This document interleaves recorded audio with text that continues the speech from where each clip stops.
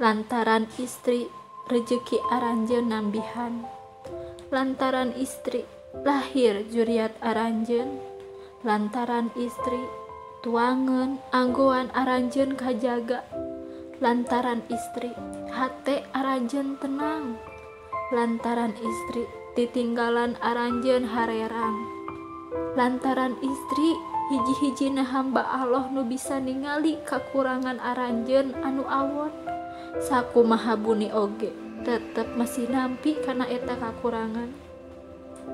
Ulah sok nyeri hate istri, kedah emut kana pangorbananana, katingali alit di soca anjeun, tapi kanggo istri mah eta teh ageng.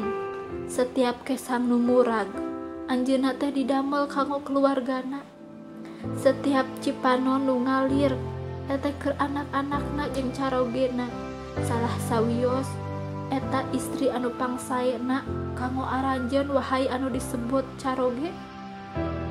Cobi lenyepan, kunaon kaum Hawa sok nangis?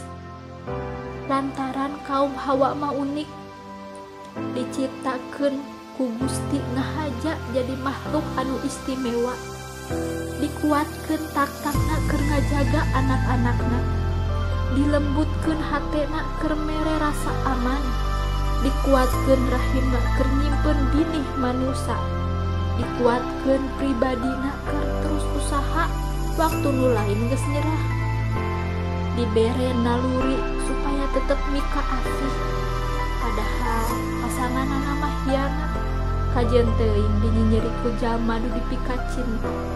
Istri mah makhluk kuat, tapi lamun hiji waktu anjeunna nangis eta teh lantaran Gusti Allah masihan cipanon keur mubaran batinna nu raheut sarta dipasih kakuatan anyar.